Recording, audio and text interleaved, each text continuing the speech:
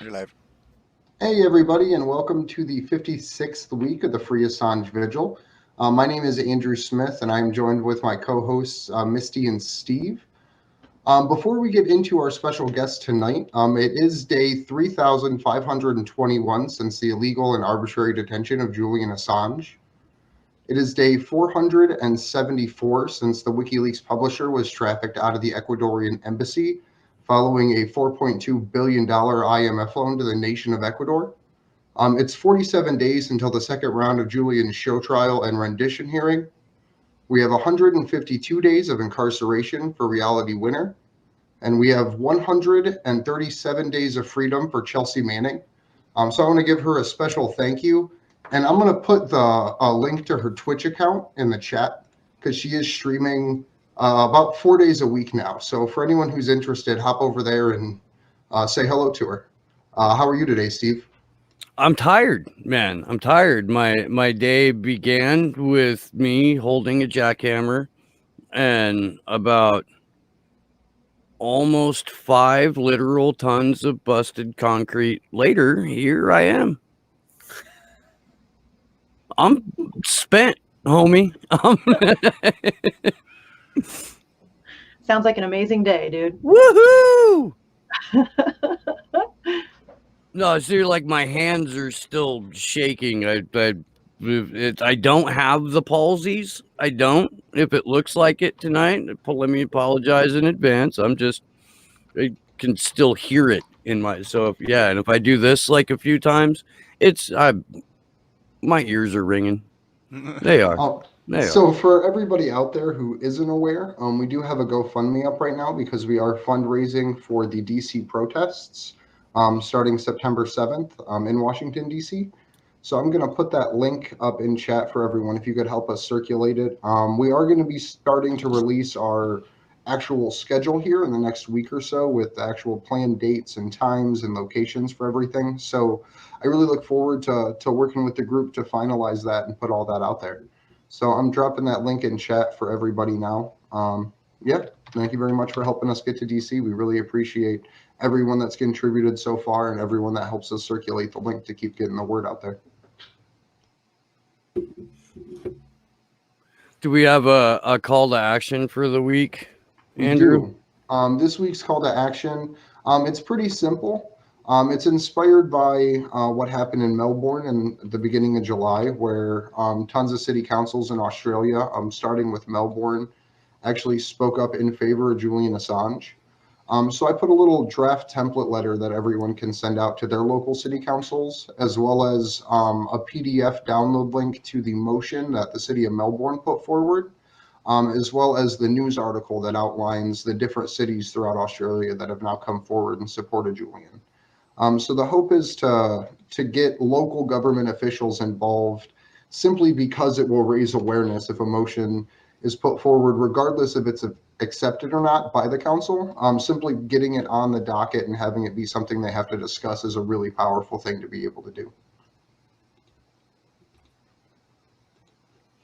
So without any further delay, it's my pleasure to introduce our guest. And before I do that, real quick, I got to give a big thank you to Ron Placone, who helped make this possible. Ron, of course, friend of the show and my friend in real life. He was kind enough to put me in touch with our guest, Ed. So I'm really stoked for this. A phenomenal singer, songwriter, performer, activist, David Rovics. How are you this evening? Doing good, Steve. Thank you. Glad to be with you. Are you in Southern California too, then? No, I'm in the Santa Cruz Mountains. Yeah. So still in California anyway. That's much nicer this time of year, especially unless it's on fire. Yeah, and knock some wood. We haven't burned yet, but it's still early. Yep. But no, Ron's actually come here to Boulder Creek to do stand up before the lockdown hit and everything. I was doing my show at a recording studio in town, and it's a big enough space to where we were able to pack like 40 or 50 people in there for a stand-up show. Nice. Would like to do that again, you know, if they ever let us out. Yeah. We had it queued up. We just kind of ran out of time to play it before the show. But you recently, or a little while ago, wrote a song for Julian Assange and wound up shooting the video in front of Belmarsh. Did I have that right? Yeah, That that's true. And I've actually written a song about all of the political prisoners you've mentioned. I think in the past, Reality Winner and Chelsea Manning and Julian Assange. But the song for Julian has the best video, and it was we filmed it right in front of Belmarsh, and I just wrote the song before. Well, I had met the filmmaker before at outside the Ecuadorian embassy, and then when I was back in London, I thought, well, we should do something in front of the prison. And then when he said that we should, then it basically inspired me to write a song, which came out pretty well, I think. I've only been able to ask this question to a couple of other musicians, and I've got different answers both times. But in your opinion, why is there such a blackout from global artists on speaking up for Julian Assange? Well, I mean, I think that generally you don't find much in the way of really radical politics among the musicians that you ever hear about, but that's not necessarily because there aren't all sorts of other musicians out there who share our opinions about Julian Assange, but that you just it's just the music industry is a very, very political industry, very elitist, political, racist, all sorts of terrible things. And it has been since it's existed, since before recording technology, back when it was sheet music. It's been enforcing, I mean, in the United States, I'm talking about in particular, it's been enforcing sort of racial norms and stereotypes. And, it's been a terrible phenomenon overall. There's been every now and then radical voices come through in the music industry, and there are different reasons for that, and they vary depending on the time, but it's the exception, definitely not the rule. Yeah, I mean, because we've got Jello Biafra right now running around with Trump derangement syndrome. What? But yeah. I totally missed this. Biafra is supporting Trump? No. He's got like total Trump derangement syndrome in that everything that the dead Kennedys, wrote about, sang about, and screamed about, all of that now didn't happen, and now it's Donald Trump's fault. And it's like, it's hard for me to wrap my head around that. Yeah, I don't know about what Jello's politics right now. I haven't sort of kept in touch with what he's been up to since he was running for, I think, office on the Green Party at some point. I remember seeing him at a Green Party convention a long time ago in Texas. But I totally get where you come from, and I totally agree. And it's a thing with the protests going on as well, with the sort of, and has been forever, with the sort of liberal efforts to sort of usurp radical what might have been or what were radical efforts, and then they're always trying to drag it into the liberals, the sort of Democratic Party support realm, and sort of neutralize anything really powerful in the movement. And that's kind of the role that liberalism plays in our society and many others. But it's sad when people kind of drink the Kool-Aid and think that they should be spending their time or making much of an effort trying to elect a Democrat like Joe Biden or Hillary Clinton. It's just a ridiculous way to waste your time, I think, and there's far more useful things to do. Not that I would say you shouldn't bother voting, but I wouldn't bother doing much more than that when it comes to. I personally think voting is the laziest and least effective direct political action you can take. Totally agree. we were at lunch today, and for whatever reason, the bartender had Joe Biden on, and he was giving a speech, and like so I don't drink anymore, but I eat lunch at a bar because they have cheap street tacos, and it's wonderful.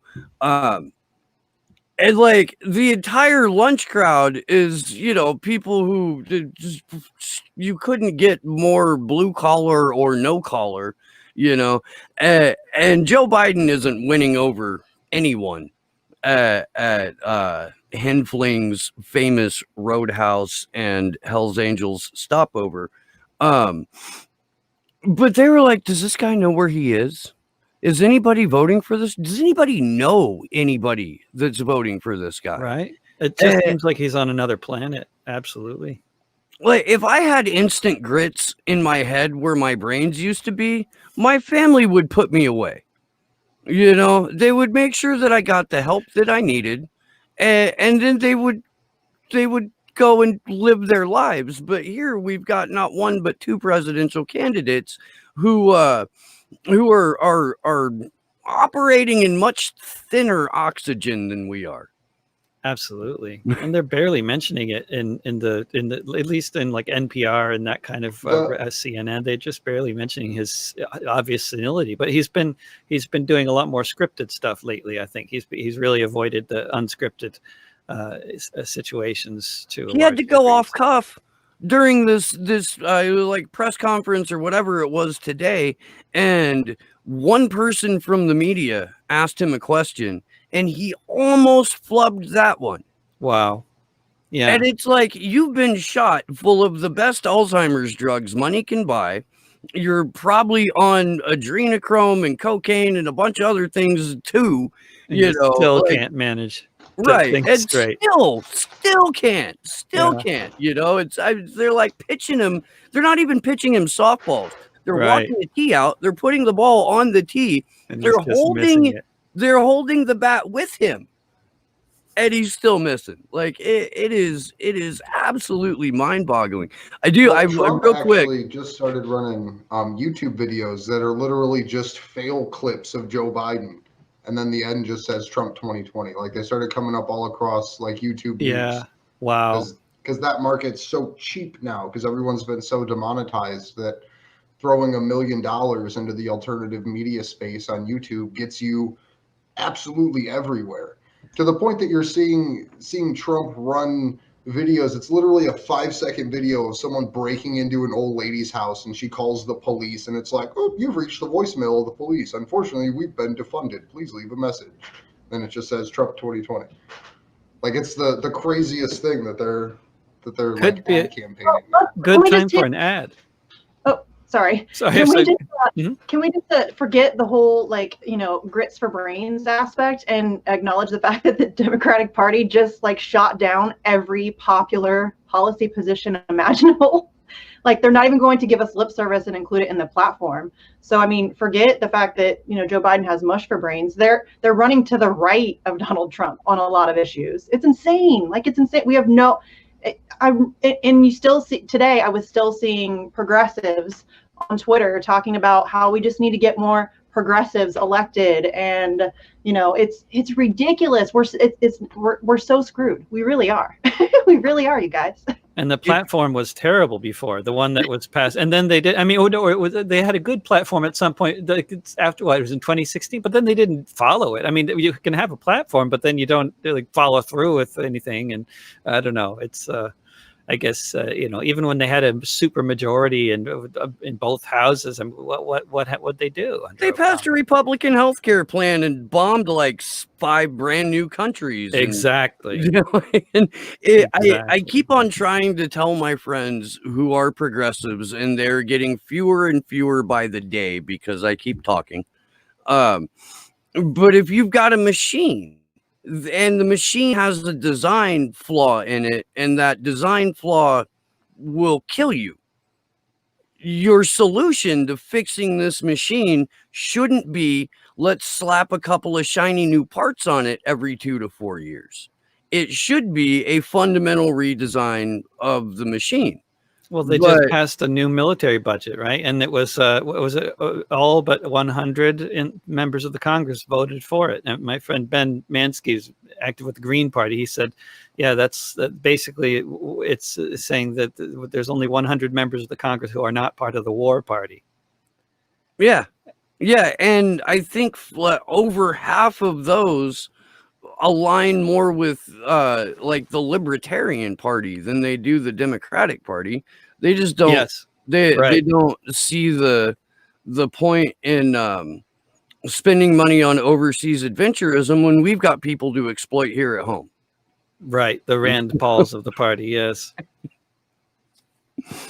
Wow, it's cynical tonight, guys. I'm sorry. I'm just trying to pivot the conversation a little bit. I really would like to play the video that you made because I found it really, really moving. Even like just the beautifully written words aside, the imagery of Belmarsh in and of itself was really, really powerful. So that was really well done. And if Josh could get that pulled up, I'd like to play it for everybody here. All right, mute people.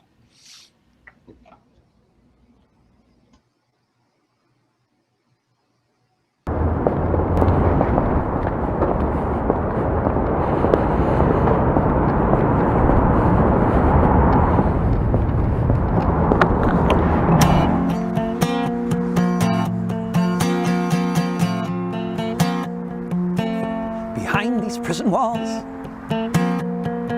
there's a man who's won awards for the work that he has done and all that it affords, such as the knowledge of the horrors committed in our name. They can't stop the message, so the messenger gets blamed. Behind these prison walls, in solitary confinement, in a land of rolling hills and royalty and other such refinement, is someone who is a hero to whistleblowers everywhere, who help them tell the world of the crimes of Tony Blair. Behind these prison walls, you will find a mortal man. The reason why we know what happened in Afghanistan, when the soldiers of the empire, whose sunset long before, were torturing civilians in their terror war. Behind these prison walls is a part of WikiLeaks, an eloquent orator, but you won't hear him speak. Locked away in silence, one who knows too well how those in power act when there's another war to sell. Behind these prison walls is one who stands accused of exactly what offenses the U.S. has refused to say precisely which, or to try to clear the mist, or to explain how he's not the same as the other journalists. Behind these prison walls is a person they deprive of most of the things in life that keep us all alive. A person being tortured as we stand here now for revealing the war crimes. Why, when, where, how? Behind these prison walls, our very right to be informed of what the hell is going on is the teacup in this storm. With knowledge there is power, so the solution by the crown. A 24-hour a day, indefinite lockdown. Behind these prison walls,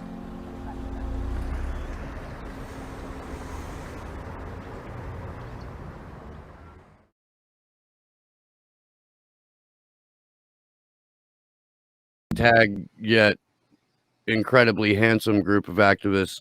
Thank you for that, David. That was powerful and beautiful. The first time I watched it, I made the mistake of watching it while I was cutting onions, and I got a little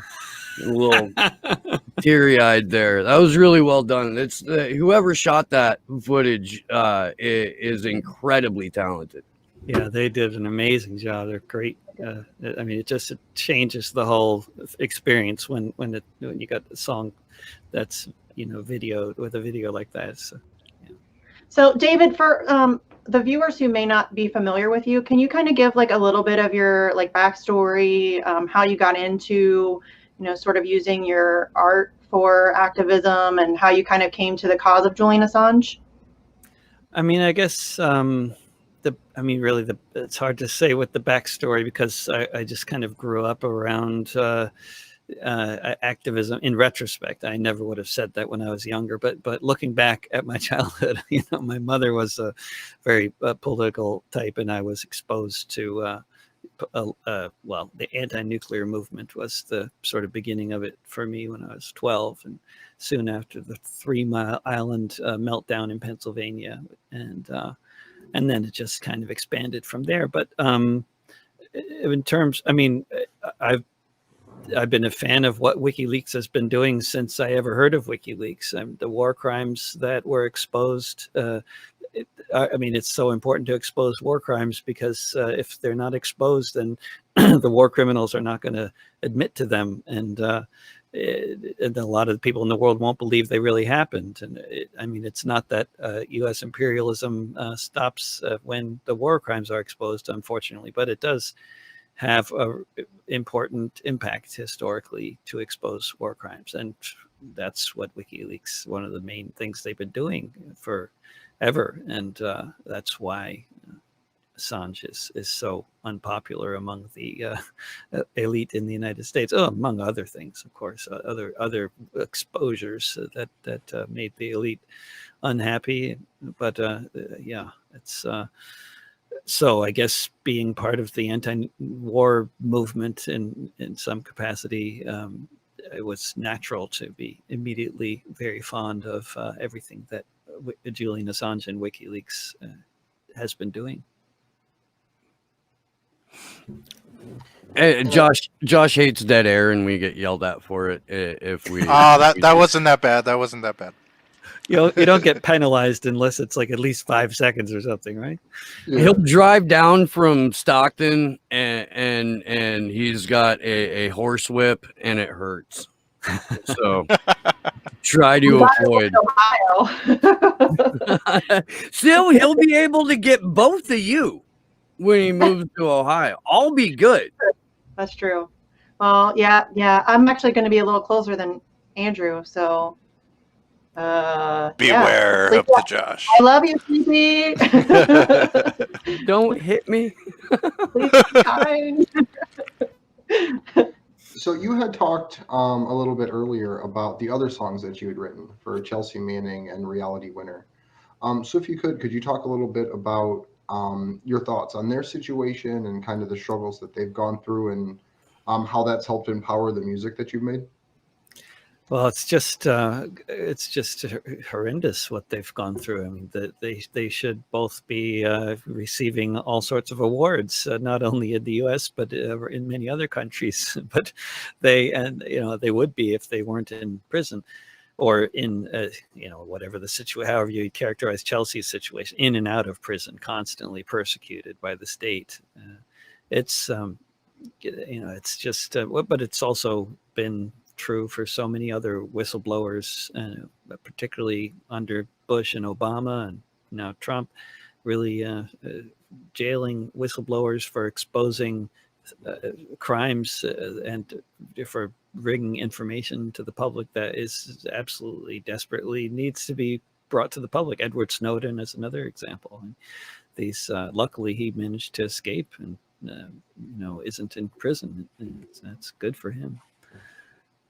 But it's I mean, I wouldn't say that these. I wouldn't use the word empower to describe the impact of these folks getting persecuted for my music. But I certainly there's no shortage of material. But really, I mean, coming at it from a perspective of a songwriter, there is way too much material. And to write a good song, I mean, I think it's pointless to write a bad song about something. So I pretty much don't put out the ones that, unless I think they're good. But there are so many other people that should have many songs written about them for whatever good that might do. Sleepy's gonna freak out, y'all. I was muted. I'm sorry. I I was was trying too. to be Sorry. polite, I was trying to do a trying to promotional chat. tweet about this show, and You're read the chat. Sorry, guys. you're right, David.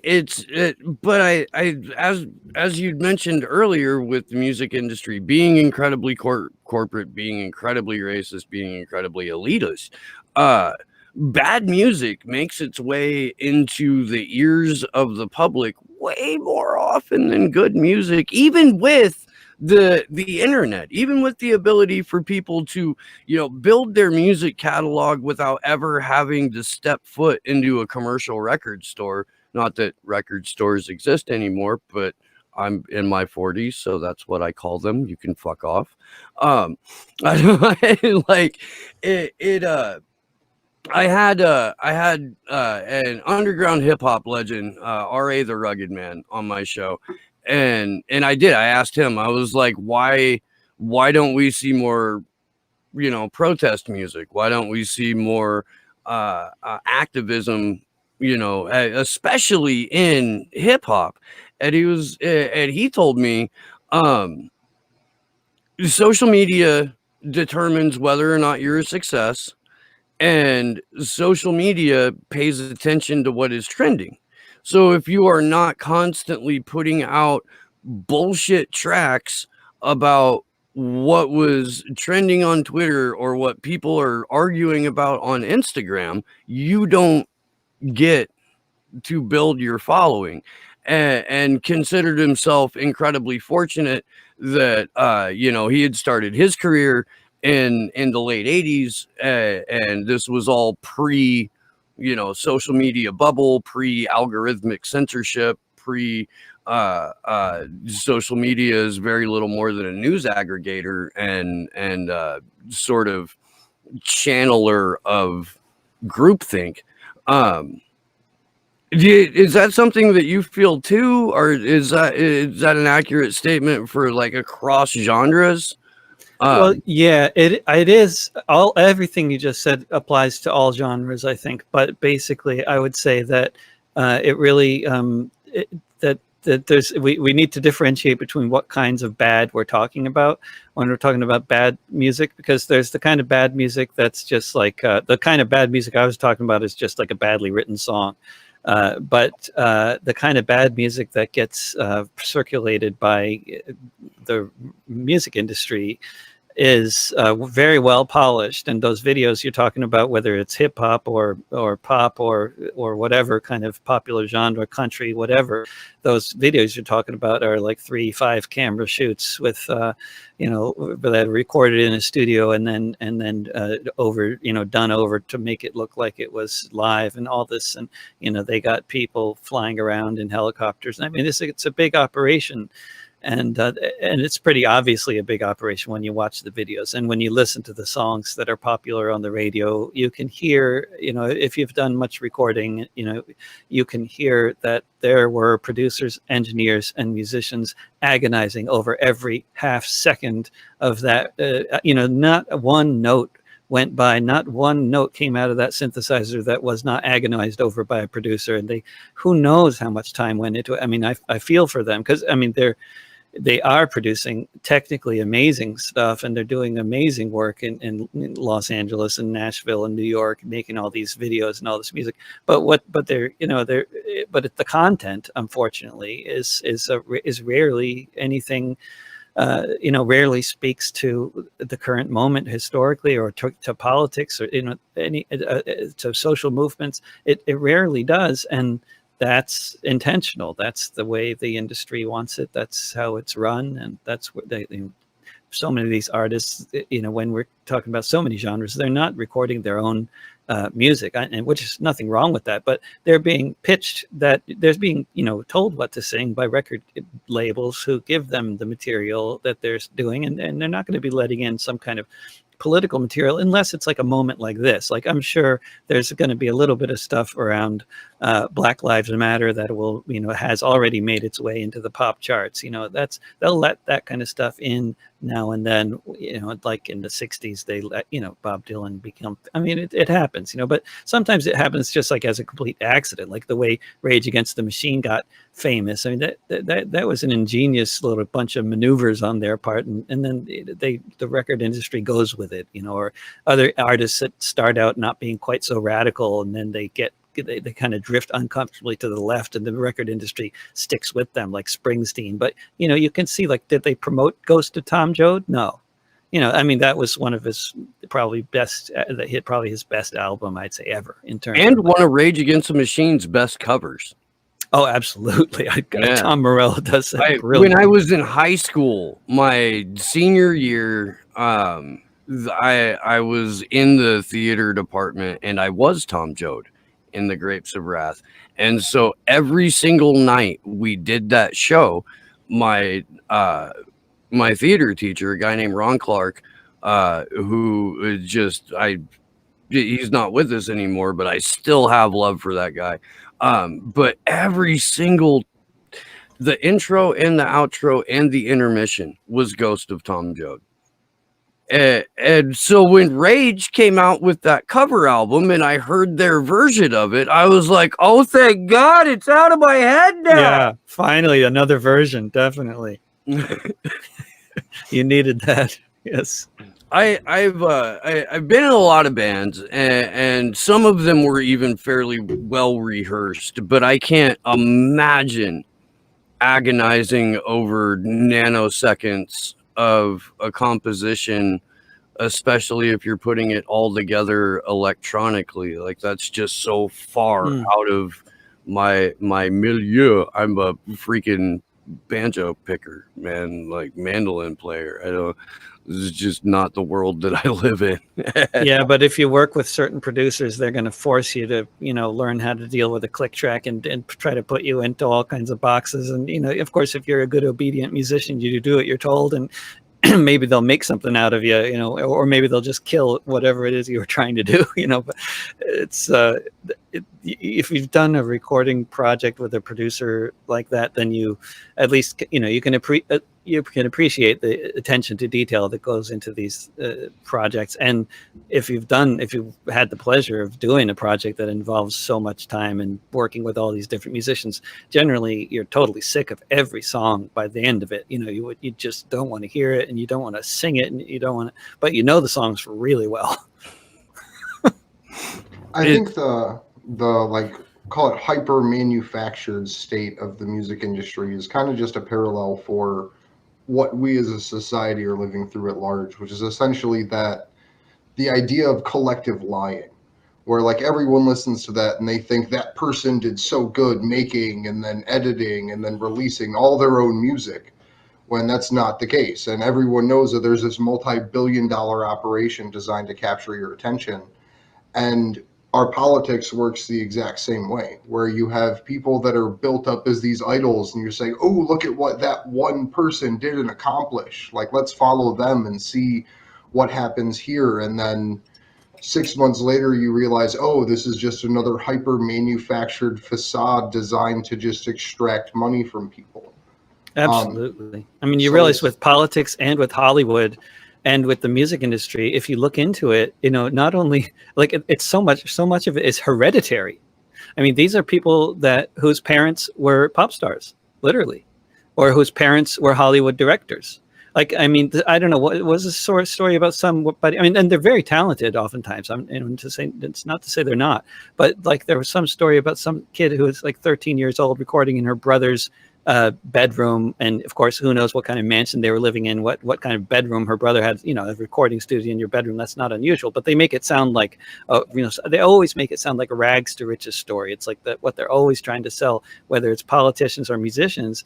But the overwhelming majority of these people, whether they're politicians or musicians, they inherited their wealth, they inherited their influence, they inherited their musical talent, which is not to say they didn't work at it themselves, but their parents were in the industry, in some aspect of the industry. They grew up in places like Los Angeles and Nashville. I mean, it's the story of the person coming from the farm in Iowa and then moving out to Los Angeles and hitting it big. I mean, it happens, but it's not the norm. That was the Welcome to the Jungle video.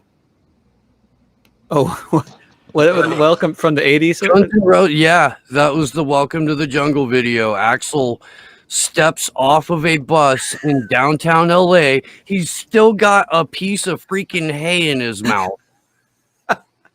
and then the next thing you know, he's playing the whiskey, and like that's not how that shit works. It's the American dream. It's the propaganda. It's what we.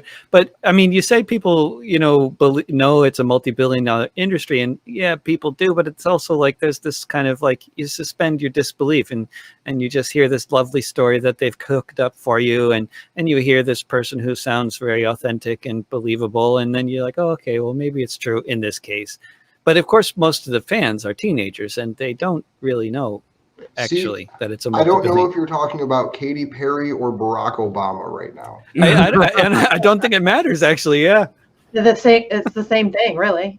Well, there's that guy in Sweden who's written like almost 30 #1 hits.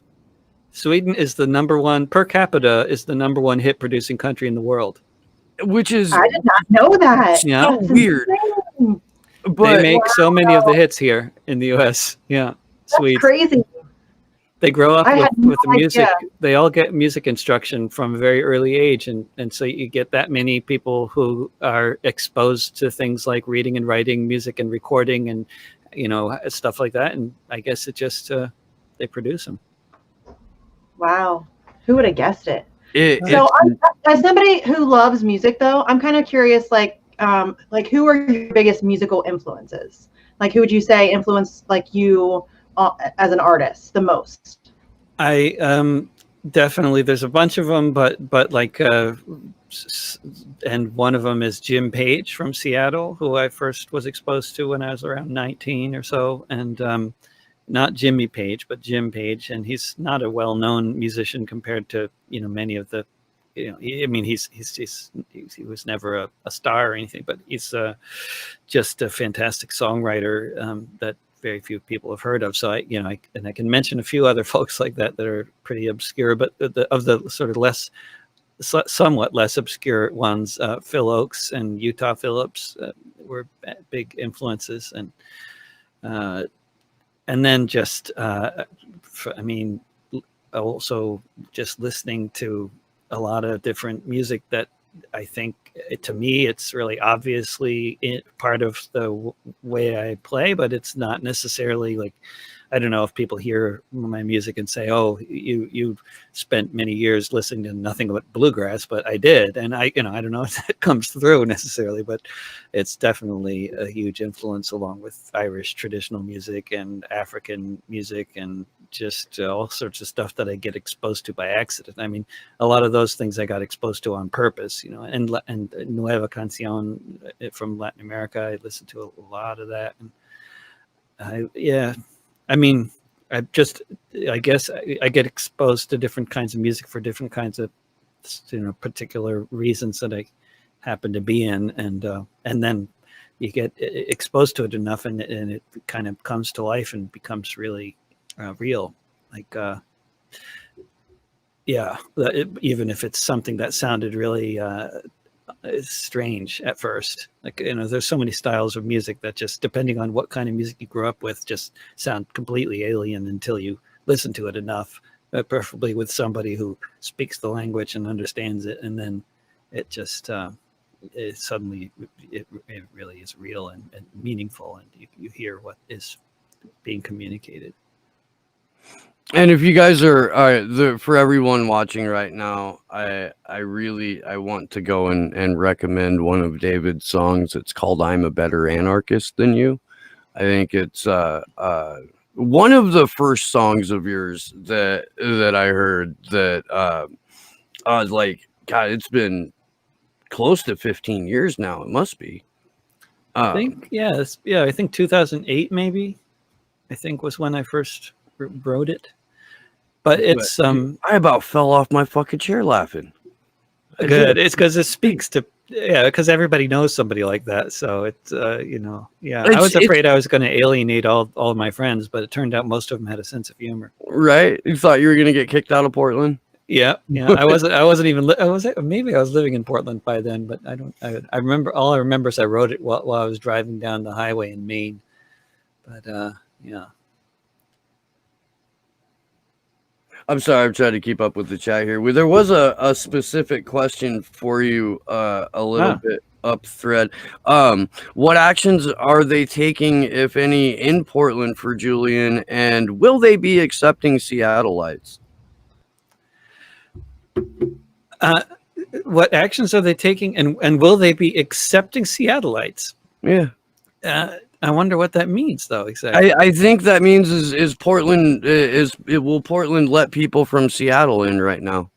Yeah, no quarantine that I know of. So I think they're safe, but I don't know of actions for Julian that are happening in Portland. There's a whole lot else going on in Portland that seems to be occupying a lot of people's attention. Like we had originally, we've been making these series of like mini documentary style teach-in videos to help bring people up to speed on what's been happening to Julian, where all of these charges come from, and they're hopefully, for people who may not be familiar with Julian's case at all or had only heard smears, and also remind long-term supporters of exactly what is at stake here. And the original idea with it was to do them live, go get a room and multimedia and do them live. And Portland was like, I already had a room that we were going to, pull the trigger on renting out. Jeff Black, who's an activist and a friend of the show here, was helping me coordinate that. And then it all went to hell. But I would like to think that we are, sooner than later going to have reason to celebrate on behalf of Julian Assange. And I think that that kind of doing, I think it would be fun to just sort of go around the country a little bit, have past vigil guests on, and do like a sort of open panel thing. Basically, I just want an excuse to get out of California for a little bit. It's always good to have an excuse to travel. Where I was headed with that. And I mean, we are going to DC, but that feels a lot like work. Yeah. And it feels like being in DC in September.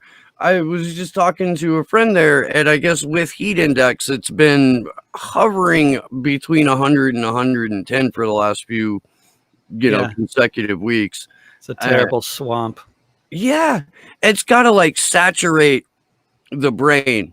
Like, that might have something to do with why politicians are so nuts. Like, their gray matter has just been sort of smoothed completely over by heat and humidity, and then solidified with their last corporate thought from DC winters. I don't know. Everything is kept very air conditioned, that's for sure. They turn it up very high. So they can be. We were there in February, and we had like 2 good days of weather and then 3 days of cold weather, except for I'm California soft now. I've been here almost 20 years, so I don't really know what cold is anymore. Dead air. Sorry, I was messaging somebody about some stuff for DC. Oh yeah, hosting a show and messaging at the same time. I know it's a bad very habit. modern. So we did have the court trial about Julian's situation come up yesterday, and it was basically a I don't want to call it like an administrative hearing, but it was a Call over. Yeah. And it was basically to discuss the recent implementation of the expanded conspiracy to commit computer intrusion charges into the court. And I don't know if you want to pick up with reading a little bit of this, Steve, but the way that the defense laid it out, or the prosecution laid it out, and by that I mean the judge themselves as well as the people on the bench, that there hasn't been any essentially formal information submitted yet, which is pretty unusual for such a high-profile international court case. Am I going to Mo's article here for this? Yeah. Okay. Sure. And it's worth noting that it's been 5 weeks since the DOJ released their superseding indictment. 5 weeks. They released it on the Department of Justice website and sent out a press release, but at no point was it delivered to the Westminster Magistrates Court or Julian's attorneys. So our friend Mohammed Almazi has an article up in Sputnik kind of recapping yesterday's events. Julian Assange's defense team informed the court on 27 July that they fear Donald Trump's administration may be seeking to delay the substantive extradition hearings until after the U.S. elections in November. Ed Fitzgerald, QC, attended the hearing in person for the first time since the implementation of COVID-19 restrictions. He told Judge Vanessa Bereitzer at Westminster Magistrates Court that he is concerned at a fresh indictment being brought by the U.S. government at this stage, with the potential consequence to derail the proceedings. Mr. Fitzgerald expressed his worry that the U.S. Attorney General is doing this for political purposes and suspected there is some manipulation or some political motivation on the part of U.S. authorities, something which he said would be wholly improper, which is an incredibly British thing to say, I believe. The judge refused to discuss the matter further because the prosecution has, to date, failed to formally submit the superseding indictment. Joel Smith, the barrister who attended the hearing on behalf of the prosecution, told the court that he would not be able to commit to any timetable in terms of the second superseding indictment being formally served on the court, and that it would have to go through the usual channels before he could say more. Christian Hrafnsson, WikiLeaks editor-in-chief, followed the hearing remotely from Iceland. He told Sputnik that the political nature of the entire thing is becoming more and more clear to everybody.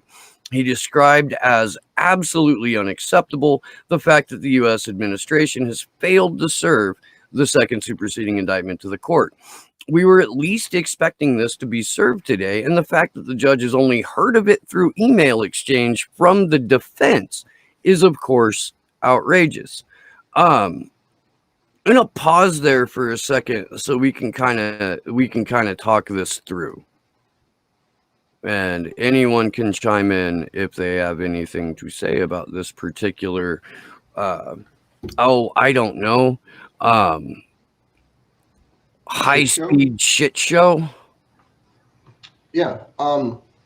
The fact that they're basically saying, well, we can't discuss this, even though it's been public, even though it's been circulating across news outlets for those that'll carry it as a way to smear Julian, but they're not going to discuss it in court. To the point that they literally have to argue, like, you're holding us up intentionally. Like, this hasn't been entered in so we can actually see the evidence at this point. So I think it's a really heinous way to try to delay a trial for a man that's already spent a decade at this point in some form of solitary confinement.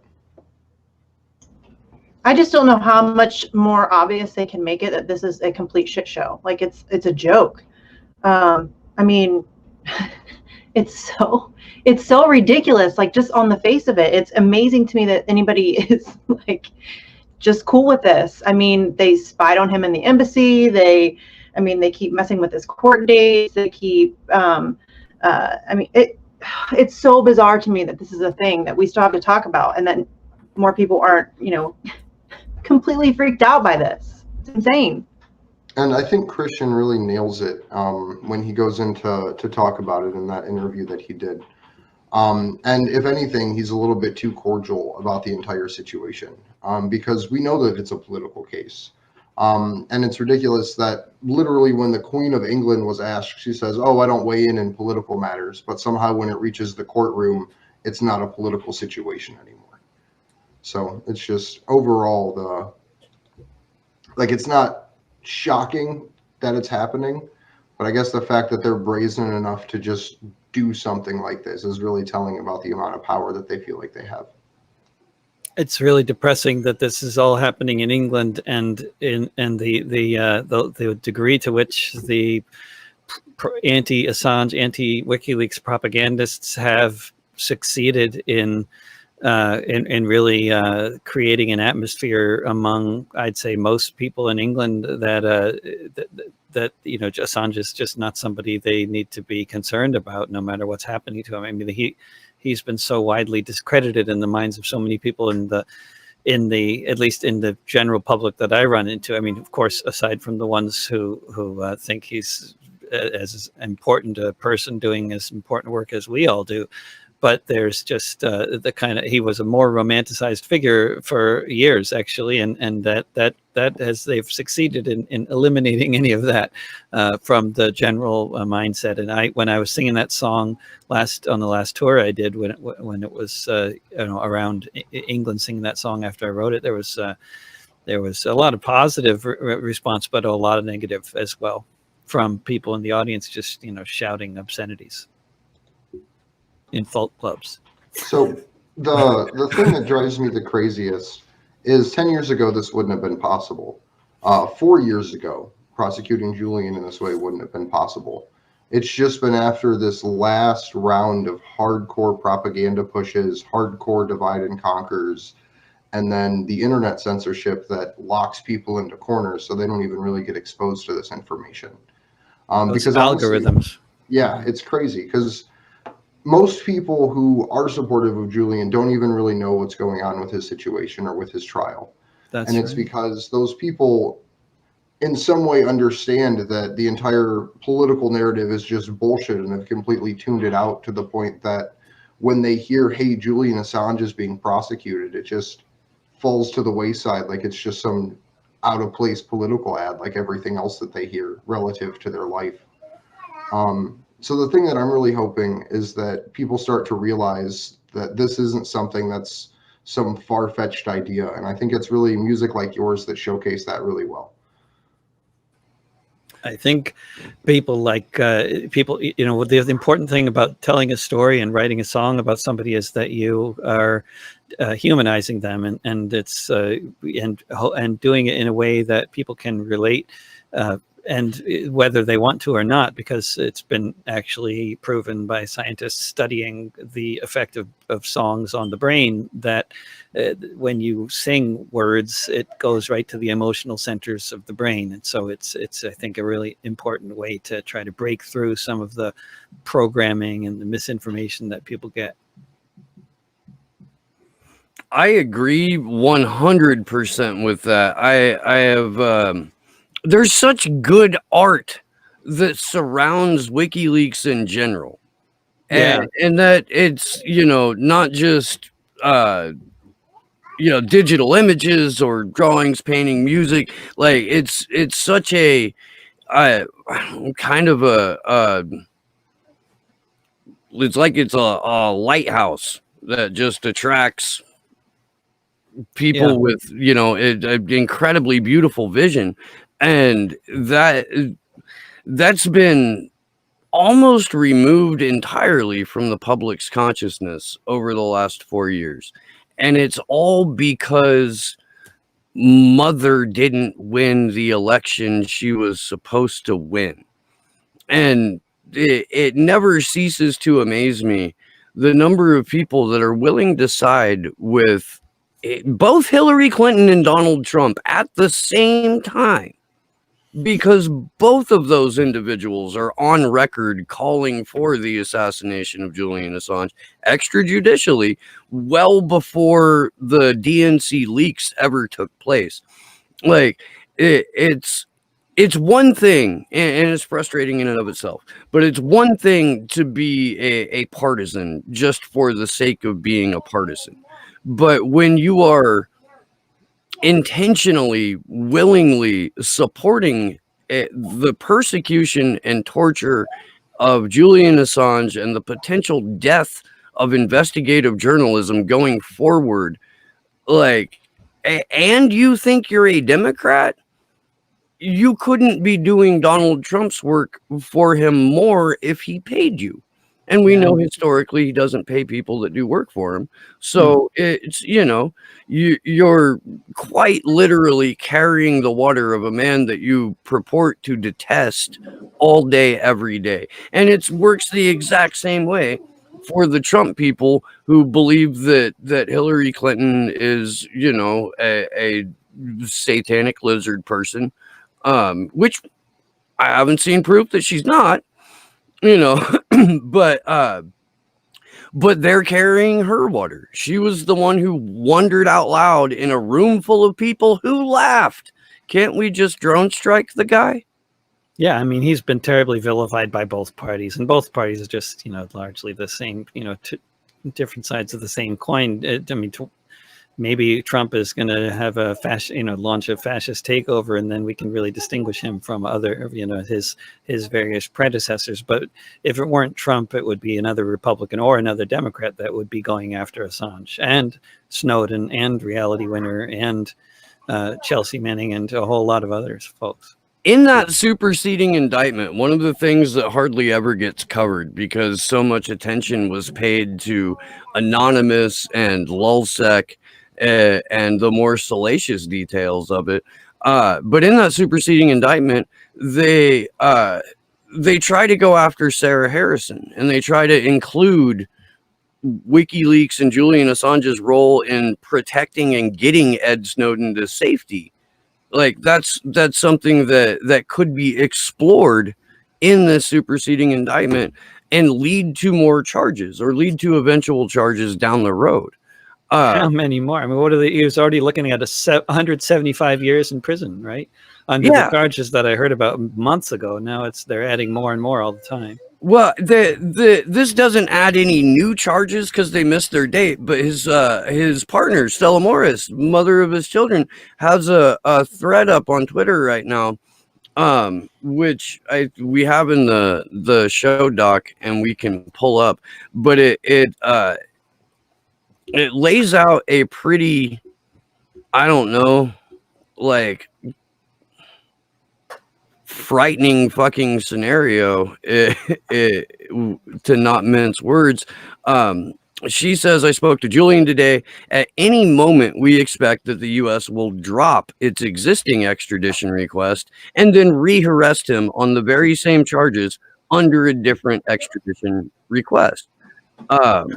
The DOJ had been given a deadline by Westminster Magistrates Court to finalize any further extradition requests by 14th June 2019. That makes the latest superseding indictment 14 months late. It was publicized on the DOJ website over a month ago. 5 weeks have passed, and with no new charges, but the U.S. has so far made no attempt to incorporate it into the UK jurisdiction. Hence, lawyers have been working on arguments and evidence in relation to an effectively defunct extradition request. The incorporation of the superseding indictment into UK jurisdiction with the very same charges as before has been inexplicably delayed for an additional 5 weeks and counting. Meanwhile, fast approaching is September 7th, when the hearings that began in February will restart. In light of the U.S.'s inexplicable procrastination, it would be improper for the snail pace of the indictment's incorporation into UK jurisdiction to be used by the U.S.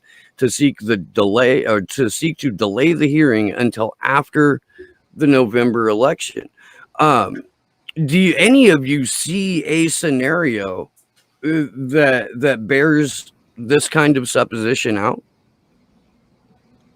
And David, I don't know how much time you have to spend with us tonight. So if you need to cut out like at any moment, just let us know. And I should actually run. Yeah. How long do you guys go for? We have some more news to get to. We'll probably go for another like half hour, but at any point you can bounce. And if you have to do that now, then if you could give a couple of thoughts on this question, and then let people know where they can find your music and when you're streaming and whatnot. Oh, sure. Well, I mean, these days I've been doing broadcasts most weekdays at 10 a.m. Pacific, and then last Saturday of the month doing a concert at 1 p.m. Pacific. That's kind of the regular scheduled stuff, interviewing people during the pandemic. So yeah, people can go to davidrovics.com and find out about all that. But I think ultimately, I mean, the last thing I would say before taking off about Julian is that I mean, all the legal stuff, all the court stuff, whether we're talking about England, Sweden, or the United States, it's these courts are just political instruments, and they just make up whatever nonsense they're going to make up about people that they want to go after, and they'll find charges to press against people and reasons that they can be extradited even when they shouldn't be, and all sorts of stuff. And the only thing that's ultimately going to actually stop this machine from doing its from operating is a mass movement. And we need tens of thousands of people in the streets on a regular basis to make the point that Julian Assange is a political prisoner and should be given a Nobel Prize rather than a 175-year prison sentence. And if there was that kind of movement, then the court decisions would suddenly start changing, and suddenly the laws would start changing, and they'd pretend that they were doing it because of the sound legal traditions in Britain or the US or whatever, and that's just a bunch of bullshit. They'd be doing it for the same reason that they're doing it now, because it's all political. But thanks a lot for having me on, and I'll hope to talk to you again soon. Yeah, absolutely. Thank you so much. It's been great, and I know there were folks when we announced the show that you were going to be on that were really looking forward to seeing you. So yeah, thank you very much. And hopefully before we go to DC, time permitting, I can get you on my show, Slow News Day. Oh yeah, absolutely. Love Hell to. Yeah. We're not having any of those slow news days anymore. Take care, you guys. I went for the hipster irony in the title of my show. I titled my audio memoir that I finished 2 years ago, Waiting for Something to Happen. So, yeah, something's happening. See ya. Thank you. Take care, David. David Rovics, that was awesome. That guy's rad. That song's awesome. And if you weren't familiar with who David is, he's got a fantastic catalog of songs. And well worth checking out, even aside from the fact that he's a badass Julian Assange supporter. So true. But to get back to Stella's thread, I think that it couldn't be more obvious that this is just, they're trying to kick the can down the road a little ways because they know that their case is garbage. And any exposure that gets, I think they're just trying to put it off and delay it and, try to wear him down. It seems like they're constantly just trying to chip away at his morale, like by everything that they're doing, keeping him in solitary confinement, not giving him his, radio or the laptop that he requested. I mean, all of this gluing down the fucking keys. What is that about, man? Like, how infantile do you have to be? That really is like so stupid. at that point. It's literally just more psychological torture. Yes, and that's what I mean. It's like it seems to me that they're just trying to wear him down. They know that they have the power. They know that they have. He can't fight back. He can't even meet with his lawyers. It's been over 17 weeks since he's seen his lawyers. He's up against the United States government, and he can't even participate in his own defense. So, I mean, it's obvious to me that they're just trying to wear him down. They're trying desperately to just keep chipping away at him little by little while making an example out of him. Look what's going to happen to you if you do this. And, they're just hoping to wear him down and that people will just not care and forget and that he'll just disappear into the void of history. And it's horrifying. This is a dangerous game that the Department of Justice is playing, though, because that case against David Morales and UC Global is coming to a head. And David Morales is going to fucking prison. And there is no way that Julian's defense team won't just point at what happened in Spain going, how can you say that Julian Assange was given any sort of legal avenue to prepare his defense when you fucks were spying on all of us? And they were spying on him. Like, you guys, that's not okay. Can you imagine if you were, trying to prepare your defense in any case? I don't care what kind of case it is, how big or how small. Can you imagine having the people trying to put you away or to charge you with something, spying on every word you say? That's not okay. I don't know why that's something that isn't talked about more. I mean, that's terrifying to me that that's something that they can just do and nobody seems to care about it. Rooting around in trash cans for diapers so that you can have something else to hold over his head. That's sick. I mean, as a mother, when Stella first came out and did her interview and was talking about just as a mom, that's so, I don't even know if I have a word for that. Like the invasion that is, to have somebody trying to steal your child's diaper to persecute your child's father. That's terrifying. That's sick. And I know that it's no big secret that, the United States government is capable of some horrifying shit, but it's so fucked up that nobody cares. It really is. It's really depressing to me that more people aren't. And I know that a lot of it is that a lot of people just don't know, like Steve said earlier. I mean, even people that support Julian don't necessarily know, unless you're, like us, kind of hardcore, really deep into it. I mean, I've talked to people all the time who know who Julian is and they support him, but they have no idea what's going on, like the intricacies and the depths that they've gone to. And I mean, seriously, if you just go back and look over the past 10 years and the lengths that they have gone to and the time, money, energy, and resources they have spent trying to destroy one man, it's kind of incredible.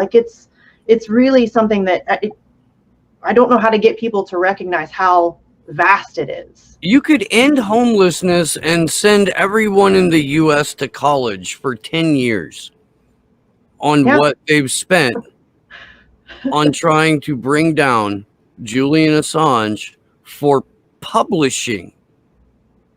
Yeah. Not for war crime. War crimes, y'all. War crimes. I mean, back to the point of before the election, and that they're trying to push this off so it goes later down the road. I think this is a horrible failing of the independent right-wing media. We talk a lot about the independent left-wing media and some elements of the Ron Pauls and different people like that. But as a whole, even right-wing media in general, whether it's the Next News Network, Ron Paul, Destroying the Illusion, what have you, all of these different right-wing truth shows trying to fight the deep state, every single one of them has just completely blown Julian off. I was super impressed with Ron Paul super early on when Julian was taken to prison. Coming out, and he literally was like, don't support Donald Trump if he does this. I'm not telling you who to support, but I'm saying hold your support until Julian Assange is freed. And then it just kind of faded away. And you now only basically have Jimmy Dore pushing back about anything really on a large scale. Like there are people pushing back against the masks and people pushing back against the like mandatory vaccinations. And I understand and support the majority of that. But the idea that that takes precedence over literally losing the entire amount of free speech that we have and not giving the person that you think is coming to save the world the most layup possible thing that he can do, which is sign a piece of paper, which is what he always does, and make a spectacle about setting Julian free and fighting the deep state.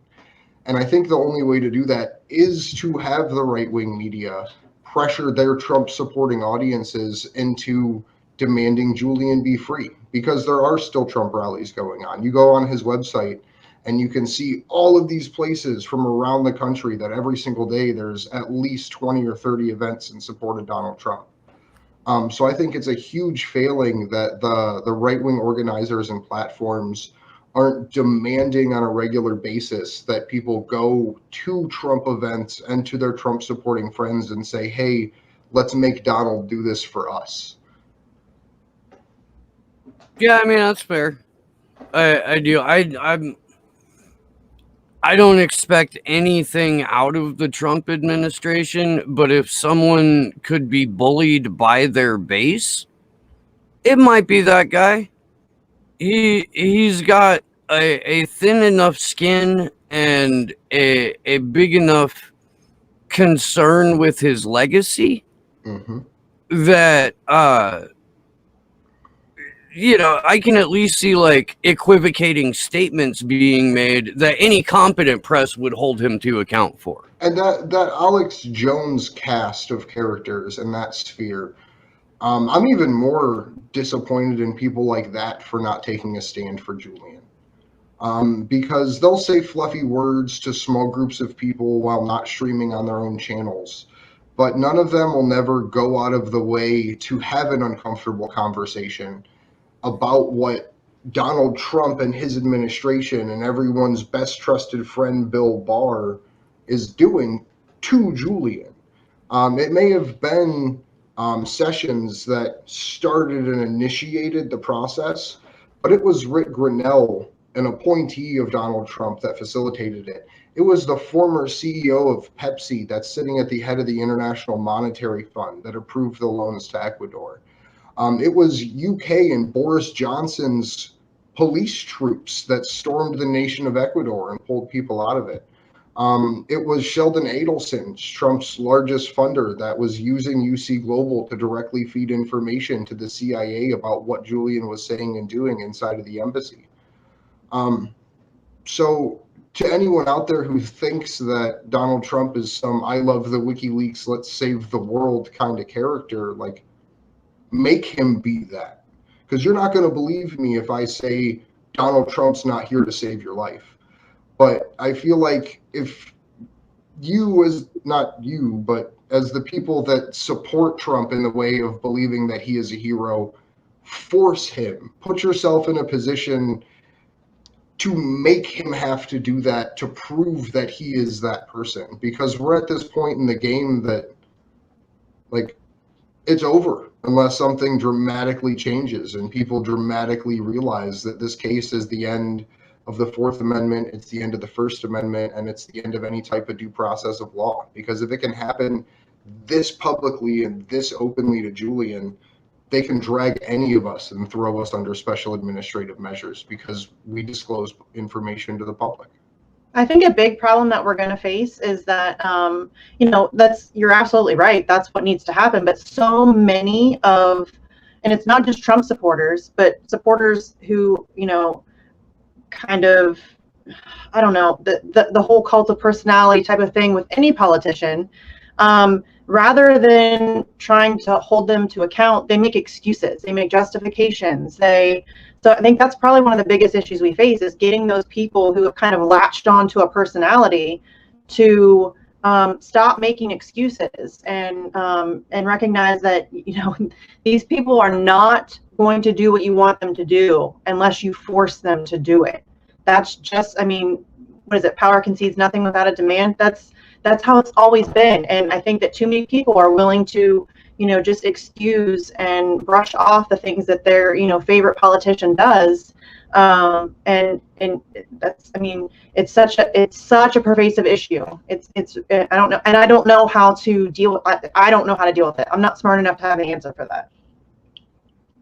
I mean, the hard part is just getting people to switch from passive acceptance to aggravated demand. And I think the ways what you and I and Steve and David and Josh and everyone involved, Kimber, in the production of this are hoping to do, which is to just turn the conversation from ists and isms to foundational ideas in a post-partisan way, to where it's talking about free speech and it's talking about having wealth be distributed properly amongst people and tax dollars not spent on foreign invasions and war crimes and private prisons and secret prisons and torture programs. So I think it's really just about trying to get these changes in personal conversations to happen, to where we remove the personalities, and maybe the only time they really get mentioned is if X, Y, or Z person supports a certain piece of legislation that radically limits the power of government. I want to make something perfectly clear, because I do know that we have some Trump supporters that watch this show. Donald Trump has called the defense, like the legal defense of Julian Assange, a plot by the Democrats. Now, I know you like the guy, okay? I know he's owned the libs for you, and that made you feel good. But what he did was pick up the ball from Barack Obama, and he's now carrying that ball to a supermax prison where he will drop it and leave it alone until it dies. Your boy Donnie is carrying Barack Obama's water. Your boy Donnie is carrying Hillary Clinton's water. Your boy Donnie is doing the work of the cabal willingly, happily. And it is incumbent on you, the people that make up his base, to make it very clear that this is unacceptable. Because don't think for a moment that any future president or any future world leader will not abuse the fuck out of the precedent set by locking away Julian Assange for 175 years for being a publisher.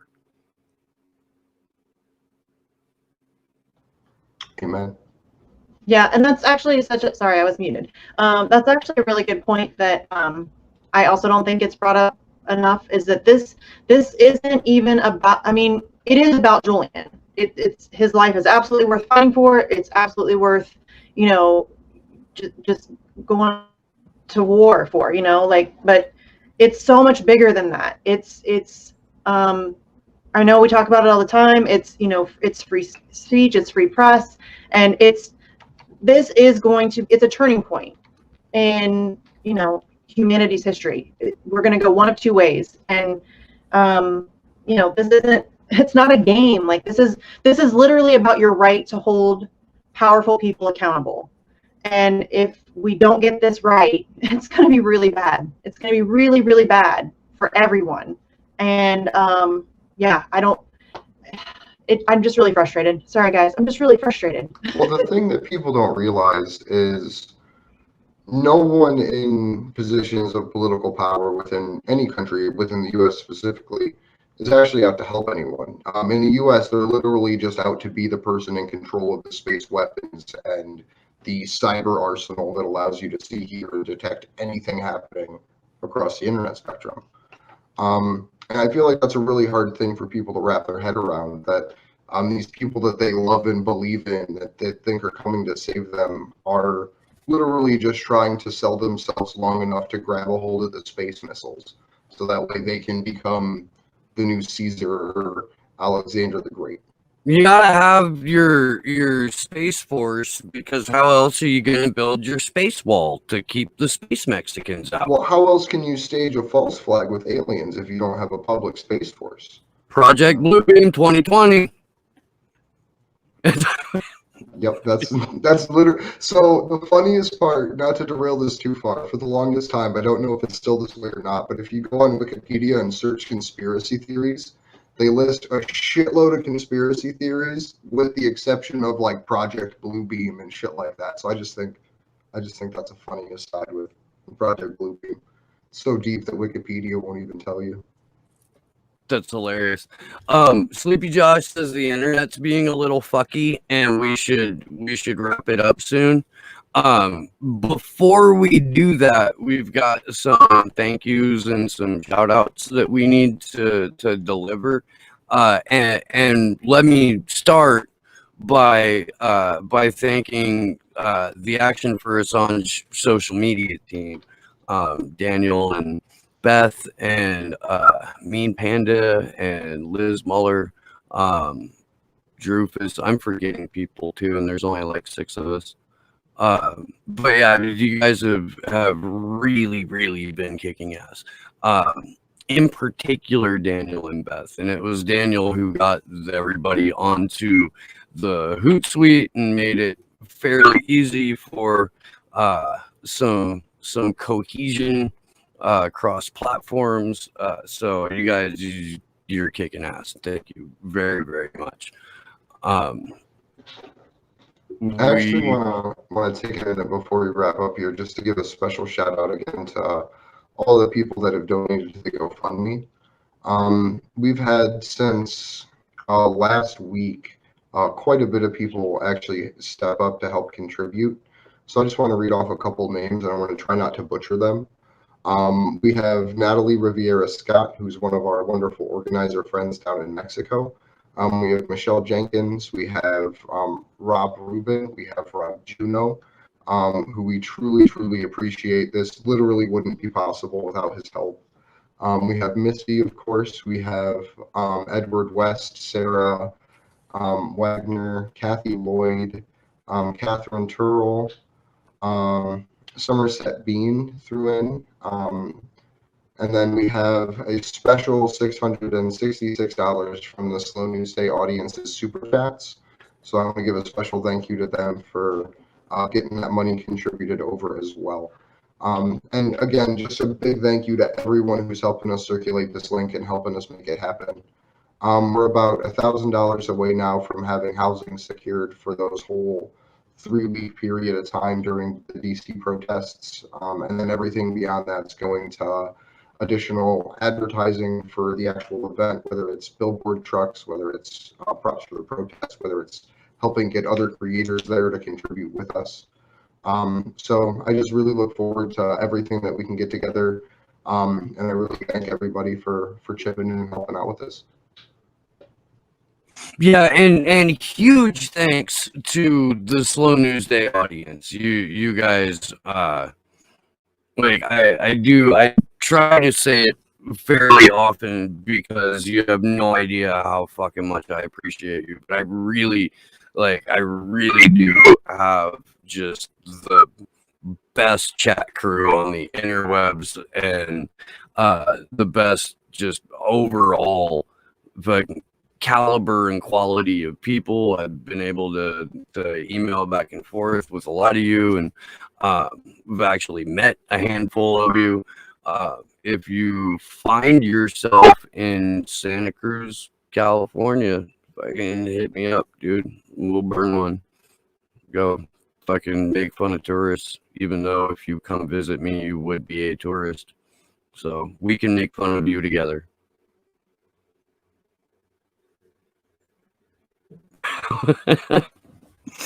Oh, and real quick, man, Sleepy Josh and I were talking before everybody else got into the Jitsi room, and it kind of just circles back around to what we started off the vigil talking about, and that's if people haven't figured out that the Democratic Party is a dead end by now, especially with this, everything that you wanted on your platform, we're going to put it instead on a platter, and then we're going to shit on it and hand it back to you.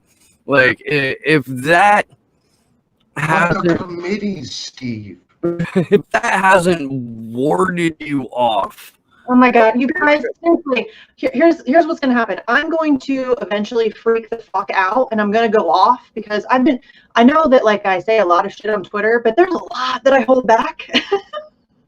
And all that shit's eventually going to come out because I'm getting really, really, really, and I understand that everybody's like on their own path to like understanding what's going on in the world. And, there are some people who still just haven't come to terms with the fact that Bernie's a fucking fraud. And, I try to be patient with that, but at this point, we don't have time for patience. Like, it's, this is it, y'all. This is it.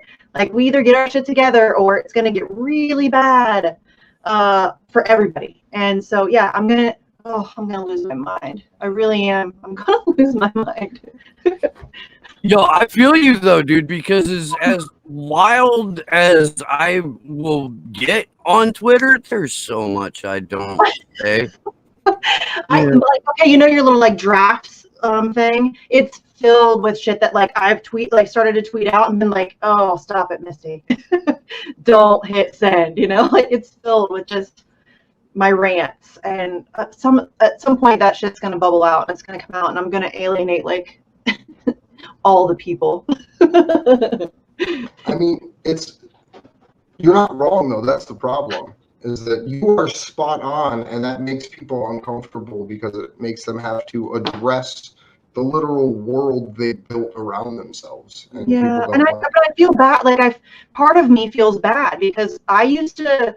Well, I guess I never really thought that. Like, I've never been an electoral politics person. I supported Bernie in 2016, but only because I genuinely believe that was our last shot at turning things around with some semblance of, peace. And so, I supported him, but, very hesitantly and understanding who he was. But I really had like this, that was it. And so I don't know. It's just, we're out of time. We're out of time. It's going to get really bad. It's already really bad. And the Democratic Party has done nothing but get worse. I mean, all this reform and all this progressive takeover, it's not happening, you guys. It's not happening. It was never going to happen. Let it go, for God's sake. See, here I go. I got to stop. I'm for this. I'm for Misty Unchained. Oh God. We'll put it out in the 30-second clips and it'll be wonderful. This is the shit my husband has to listen to all the time. So no, dude, like yeah, I think that we should all, like, metaphorically, not in real life, but just do a fuck ton of cocaine and scream exactly what our thoughts are towards the political establishment, not as part of Action for Assange, of course, right. Might be a bad look, but yeah, dude, just get those, like, fucking unhinged coke rants out of the way.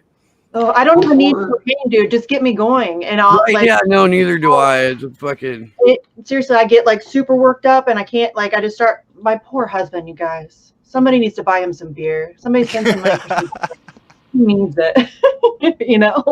Poor guy.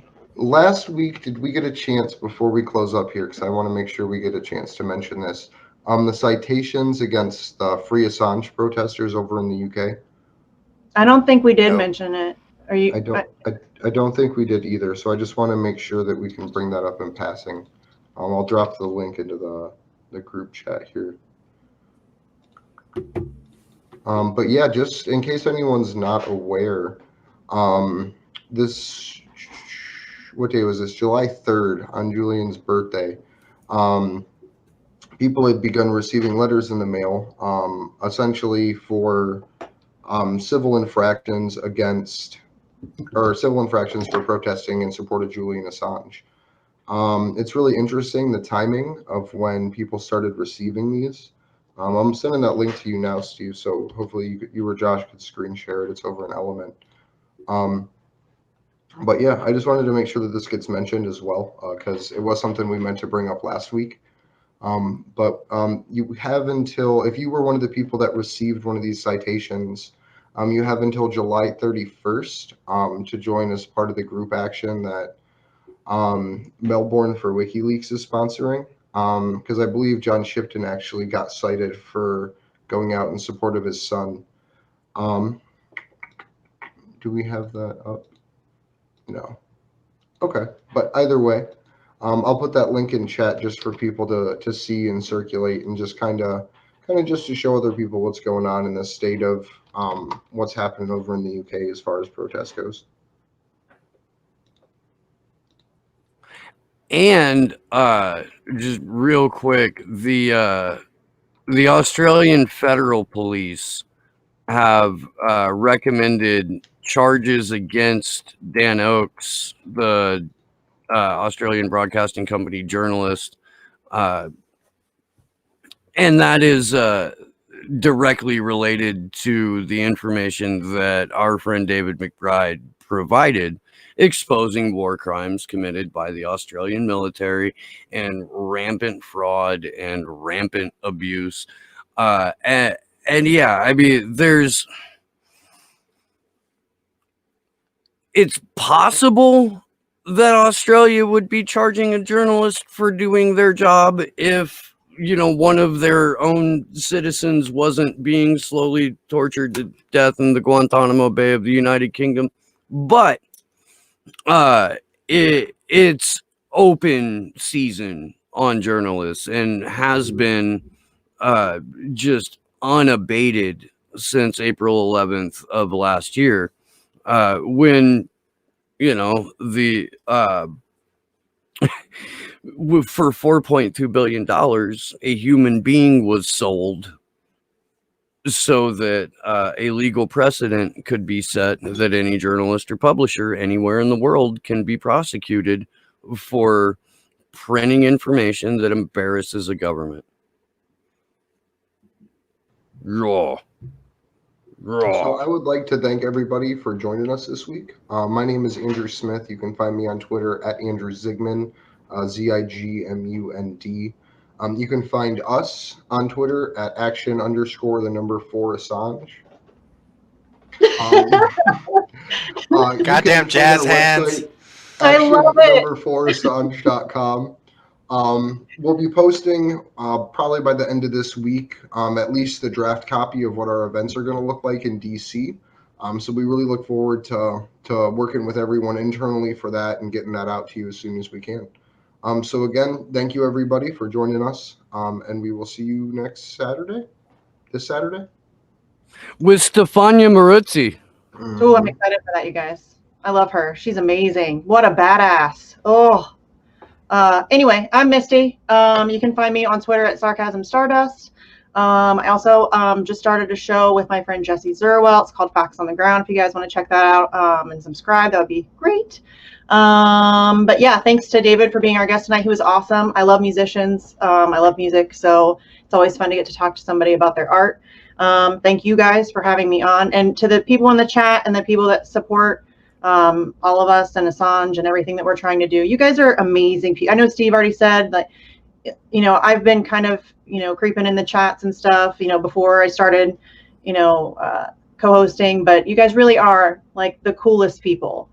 So thank you guys for everything that you do to, help support this show, Steve's show, my show. It really cannot be done without you guys. So thank you for that. Sorry, I had a little cough there. My name is Steve Poikinen. I host a show called Slow News Day. If you are looking for it on YouTube, you can type in Slow News Day Podcast into your search bar and it will pop up for you. YouTube only lets me keep like 15 or 20 subscribers out of every like 200 to 300 now. So if you're not subscribed to the show, give that a shot. Can't guarantee you'll get a notification when I go live, but because I'm so freaking busy now, I go live every Sunday without fail, 10 a.m. Pacific, 1 p.m. Eastern.